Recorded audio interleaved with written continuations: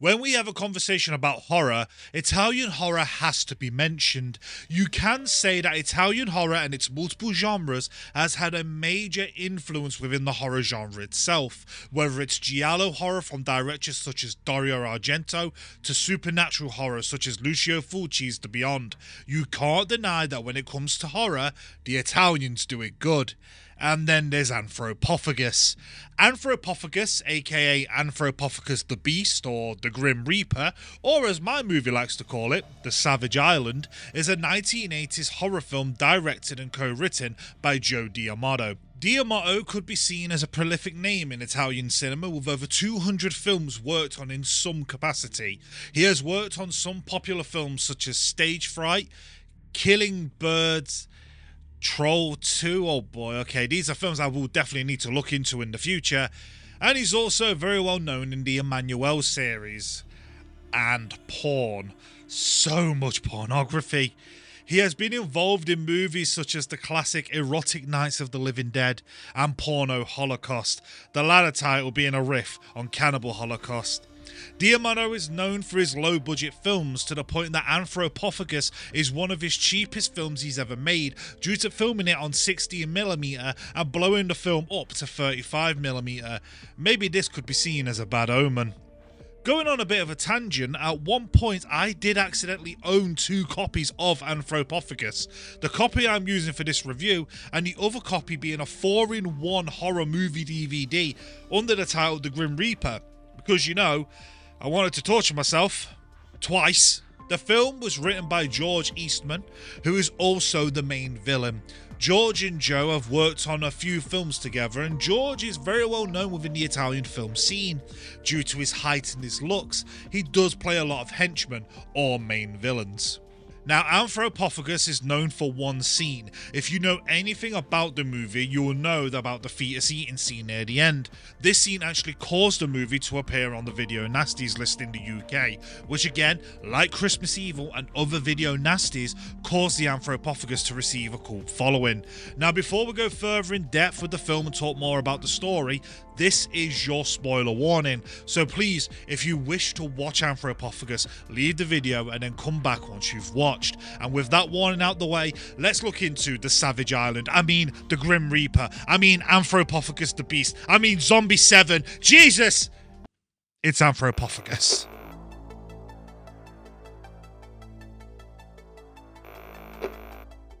We jump straight into the movie as we see a German couple walking around town and then head to the beach. And of course, like any good Italian horror film, they are dubbed. You will come to learn that essentially everyone in this movie is dubbed, even Tisa Farrow, who is American. Speaking of Tisa Farrow, she is essentially the main star of this film. She has been in a few Italian horror films, most notably Lucio Fulci's Zombie 2. She is also the sister of Mio Farrow, who starred in Rosemary's Baby. Anyway, so as the German woman heads out to swim in the sea, we see that the man has no regards to his back as he's laying down on the most awkward looking rock. Talk about being a chiropractor's wet dream. Speaking of wet dream, the woman ends up getting attacked in the water. I assume it's not a shark? I swear this is not an Italian Jaws ripoff. Well, with the German woman dead, we see the camera head onto the land and kill the other tourists. We then quickly jump to our main cast. Maggie, Carol, Andy, Arnold, Daniel and Julie. The group are island hopping on a tour whilst Julie needs to go to the island where the German couple was killed to see her friends. Due to this, Julie ends up tagging along with the group and her island gets put onto their tour. We then watch as the group drive to the local docks to take a boat to the island. I will say that the pace in this movie is very fast. D'Amato does not fuck around. For a film that's an hour and 20 minutes, it does feel like there is no wasted time, which is nice as you do get straight into it, but on the other side, you don't really get to know the main cast much, and it can feel very, very rushed. The film does try and push a romance plot with Dan, Carol and Julie, but again, due to how fast the movie goes, it does not have time to grow or breathe. It really does not need to be in the film. And like any good Italian horror, we have a tarot card scene. The premonition trope is very well used in Italian horror films. Such films as City of the Living Dead, Inferno, and Suspiria all have some form of this trope, be it tarot cards, visions, or dreams that predict the future. It gets used often to help build suspense and give the feeling of impending doom. And Anthropophagous also uses this trope to foreshadow what will happen to the group. Maggie getting the worst of it all. We come to learn that Julie works for an English couple and looks after their 15-year-old daughter who lives on the island. This will be important later. Oh, and if you still wasn't convinced that the tarot cards are predicting what will happen, here's a very loud stinger in the audio on the death card. In the business, we call this foreshadowing. This happens a lot in the film, just really loud jumps in the music. I know it's there to make you jump and to shock you, but I feel it's more there just to bloody wake you up. The group have now arrived on the island and Maggie has hurt her ankle. She gets left behind on the boat with the boat's sailor, and the rest of the group decide to head onto the island. Bearing in mind, Maggie is pregnant. If I was Maggie's husband, I would not leave her behind. You don't know who is on the island. There could be a crazed serial killer cannibal watching you. Oh, wait. As the group search the island, they notice that the island is deserted and the only way of communication is via telegram. However, the telegram is broken and the last time a telegram was sent out was over a month ago. As the group search for any sign of life, they see a woman staring at them in the window. As they go looking for her, they find a warning on the window and also a dead body. I will give the movie some credit. I do like the soundtrack.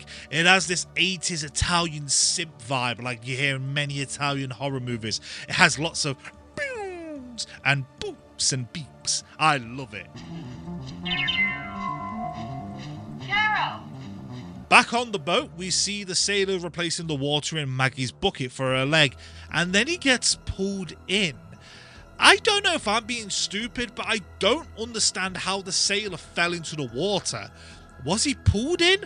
The bucket wasn't grabbed unless the killer has some sort of super long arm. Clearly the killer's fucking Mr. Fantastic. Anyway, as Maggie goes to investigate, she pulls the bucket up and we see... I'm not even going to try and censor that.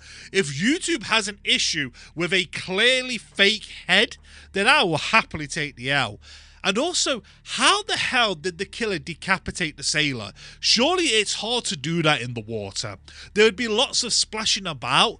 And also, wouldn't the body surely float on the water? And it's not even there. So are you telling me that the killer quickly put rocks in the body to weigh this down? And why am I thinking way too much into this? As the group run back to the boat to check on Maggie, the boat is now out at sea. The group decide to then walk to Julie's friend's house to sleep the night, and this bit just bugs me. Look at this. They walk away, the camera follows them, and oh look, it's Maggie's body, literally a few feet away on a higher platform, and the killer is dragging her away. Are you telling me that not one of those fuckers didn't just randomly decide to, I don't know, look to the right? It is now night time, which I doubt very much as you come to learn that this movie uses day for night shots. As the group eat, I started to check out on some of the characters, mainly Carol. She starts to get really annoying. I don't know if it's the dubbed voice that is used or the way that she is written, but she starts to grate on me, which is actually surprising as really, we don't know anything about these characters. There is not much exposition. Hell, at points, I was getting the names of the men mixed up, as they could be easily interchanged. Julie wakes up in the night and we hear some really bad piano being played. As Julie goes to explore, they find a piano and suddenly a cat lands on the keys. And I swear that cat just gets thrown onto the piano. Never slam your pussy on a piano. It might hurt. Anyway, we have a jump scare as a woman appears and stabs Daniel. We find out that this is Henrietta, the blind English daughter that Julie knows and looks after. We come to learn that Henrietta has had an encounter with the killer. She also says something that my wife says about me in the bedroom. I can smell him. The second he comes, I'm the only one Who knows when he's coming? Andy and Arnold decide to go out in the night to get some antibiotics in the town for Daniel. As mentioned, it is shot day for night. For those who don't know what that means, in simple terms, it is the technique of simulating a night scene while shooting in day. Normally the scene is shot in the day, and in post-production, the scene gets darkened and a blue tint is added to help give the effect of night. It is not really used nowadays due to how far technology is advanced. Now, I understand the use for the technique, especially if you're on a budget and have a very limited shooting day schedule, but in Anthropophagous, it's humorously noticeable to the point that I would have just changed the script to say, we'll get the antibiotics in the morning. Back at the house, Henrietta is now asleep, and again we have the subplot of Carol, Julie and Daniel. Carol comes in to see Daniel trying to kiss Julie. Of course, Carol blames Julie for everything, and then she decides to run away from the mansion. We again see the woman in black hiding. Carol ends up tricking Julie and locks her in a cemetery. As we follow Julie around, we have big stings of music to heighten the tension, but it just doesn't work for me. The entire film doesn't feel suspenseful. I think that's mainly due to the writing and the lack of budget. It feels like the music is really trying to force you to feel scared with what's going on, but it fails.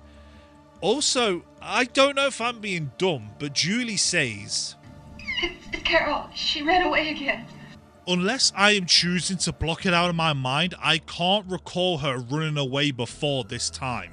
Maybe it was a deleted scene? I swear she does not try and escape at any other point. Maybe it's the actress just trying to escape the movie. Anyway, it is now time to finally meet our killer, and oh my god, the fucking state of this. Why does he have oatmeal on his head? I will say that George Eastman's size is scary. He is a very tall guy and his face can be very menacing, hence why he played a lot of villains. But this look is not it.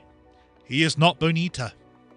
The killer attacks Henrietta and Daniel tries to save her. After getting thrown to the ground, the killer gets a little hungry and eats out Daniel's throat. I don't think the antibiotics will work for this. It's the next morning and the remainder of the group are now on the move. Maggie and Carol are still missing. They come across a manor house and now we have an exposition dump. We learn about a guy called Klaus Wortmann who got lost at sea with his wife and son. With all three presumed dead, it caused Klaus's sister Ruth to go insane. We see the woman in black from earlier in the film looking through the window. This is Ruth. We also come to learn that the killer is Klaus. As the group enter the manor, we see that Carol is already in the manor and has been looked after by Ruth. Ruth then decides that she wants to hang around for a while. What I don't get though is that they decide to cut the rope from the top of the stairs. Why not just support her body and then cut the rope above her? It might have saved some time. I mean, it won't save her life, as I assume that drop would have instantly broke her neck. As they go to get Carol, Carol asks about Daniel and then finds out that he is dead, and she acts so nonchalant about it. Like, seriously? You have found out that essentially your partner is dead and you go, oh, just give it some more emotion. Anyway, Arnold and Andy look out the window to see that the ship has now came in. They decide to go and retrieve the boat to see if Maggie is still on the ship. Julie and Carol find a burnt notebook that belonged to Ruth. We come to realise that Ruth has been hiding the bodies that Klaus has been killing, which in turn has also caused all the tourists to leave.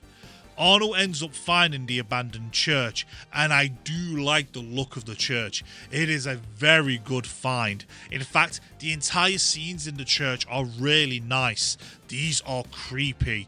I do wonder if all the bodies in there are fake. I would not put it past them to use real skeletons if required. Well, upon further research, according to Joe D'Amato, some of the heads and bones in the catacombs were plastic imitations. Upon collecting them after the scenes had been shot, the crew accidentally took with them some real bones. Since D'Amato did not want to return them, he let them make a pilgrimage to his house, which is fucking insane. Meanwhile, back at the manor, Julie ends up finding Klaus's secret room. It turns out that it was hidden behind a mirror. Now, I don't agree with smashing the mirror, as you will get 7 years bad luck, which I guess came true as this was one of the last movies she ever starred in. Julie then walks around uncovering bodies, and each time we get an organ chime that goes higher in pitch, and I'm not gonna lie, it did make me laugh a little bit. We then see a photo of Klaus and we cut back to the catacombs. I do like the shot of Klaus walking in, seeing him breathe with his eyes wide open. We are now at the most infamous part of the film. As Arnold explains to Klaus that Maggie is pregnant, we get a nice close-up shot of Klaus. I love the use of the shadows and how you don't see his eyes until he raises his head. This is nicely done. We then get a flashback to Klaus and his family on the boat, lost at sea. Klaus comes to the conclusion that his son is dead and thus they need to eat him. Right, okay, let's unpack this. Klaus is saying that his son is dead. I don't think he is. I have a feeling that due to his eyes flickering, that he might be alive. And to back this theory up, his eyes are open in the shot. Now, last time I checked, a dead person can't keep opening and closing their eyes. Are we saying that the mum stuck wires on the eyes like some kind of twisted puppet to show that he's alive? Or is it just a bad choice of shots and acting? Anyway, Klaus's wife tries to stop Klaus from eating his son and then gets stabbed, leading to Klaus to deliver a very badly dubbed scream. Jesus Christ, it sounds like he stubbed his toe. Back in the catacombs, we see that Arnold is killed and we end up at the infamous scene. Klaus tackles Maggie to the floor and rips out the fetus from Maggie and begins to eat it. The effect was done using a skinned rabbit, and I can see why this scene is shocking. The whole idea is disturbing, and you can understand why it was put on the video Nasty List. What I find more disturbing is that George Eastman was a writer on the film, and as mentioned played Klaus. In my head, I can't imagine at the writer's desk George going, so Klaus is going to eat the fetus. I feel like it's going to add more to the movie. And in a weird way, looking at the big picture, you could say that it does. Because Klaus has lost his child and his wife. And driven to insanity and even cannibalism, he has to eat the life of this child so that Arnold and Maggie can't experience being a parent. Like how Klaus has also lost all those years with his son. He has lost his chance of being a parent and even a husband, and therefore Arnold and Maggie must also lose that experience. Or they are just being sick and twisted. Take it as you will. Carol goes to look for Julie, who is still in the study. As Julie goes to explain about Klaus, we find that Carol has been stabbed. Failing to kill Julie, Klaus very slowly follows her as Julie goes to collect Henrietta to escape. And I do wonder how much influence was taken from Halloween with the way how Klaus walks. It is ever so slow, but sadly it doesn't feel as menacing as Michael. He somewhat walks casual at points, like he's taking a leisurely stroll, like he's thinking, oh, people are here, guess I'll kill, YOLO. Julie and Henrietta hide in the attic, and to be fair, this part actually made me jump. Probably the most effective jump scare in the movie. It all goes quiet, and we only hear the breathing of Julie and Henrietta, when suddenly Klaus breaks through the roof and kills Henrietta by dragging her through the roof and biting her. Honestly, I was shocked that she died. I genuinely thought it would be 2 final girls. But I guess not. Guess she can smell him really good now. Julie stabs Klaus and he tumbles off the roof. Arming herself with a pickaxe, Julie heads outside. She then goes to a well as she can't see Klaus's body anywhere. As she looks into the well, she gets pulled in but gets caught on the rope. We then see Klaus rise from the water like an oatmeal swamp creature and very, very slowly chases after Julie. Julie finally escapes, but she is still attached to the rope. Klaus manages to get out, and before he can attack her, he gets hit in the stomach with the pickaxe by Andy, and I completely forgot he was still alive. He's also missing his jumper. Must have been hot. In one final defiant act, Klaus decides to eat his own entrails, but then falls to the floor dead. We then cut to the end and wait, it just stops? No end credits? The fuck? It's like the movie's just had enough and he's just wanted to leave. Yeah, I'm done. See you later. And that's Anthropophagous. It's not a great movie. It does have some nice gore, I do admit, but it is a film that somehow moved too quick and didn't really explain anything. It felt like they had a very skeleton, bare bones script and just made it up as they went along. And believe it or not, the movie has 2 sequels and a remake. We have Absurd, which came out in 1981, which is a spiritual sequel to Anthropophagous, and then Anthropophagous 2, which came out in 2022. And now, my main question, of course, is how the fuck can Klaus come back when we last saw him eating his guts? Does he have super glue and just stuffs them back in and acts like nothing's happened? I've got a feeling we'll be looking at these films in the future. And then the remake, Anthropophagous 2000, which was directed by German director Andreas Schnaz, who is known for the violent shit movies. Jesus Christ. Funny enough, Absurd also got alternative titles like Anthropophagous. One title was Zombie 6, Monster Hunter. Anthropophagous was named Zombie 7.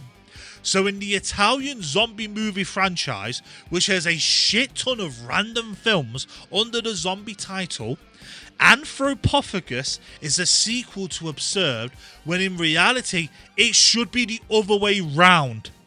One day I will talk about the zombie franchise, but I don't want to hurt my brain at the moment. Would I advise watching Anthropophagous?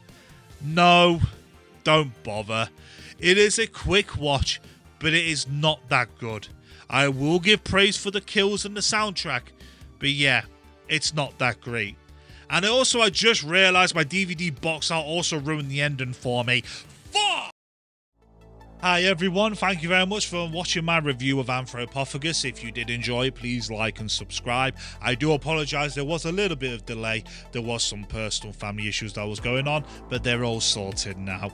I hope you enjoyed it, and tune in next time as we're going to be looking at the original 13 Ghosts. See you next time. Thanks for watching. Take care.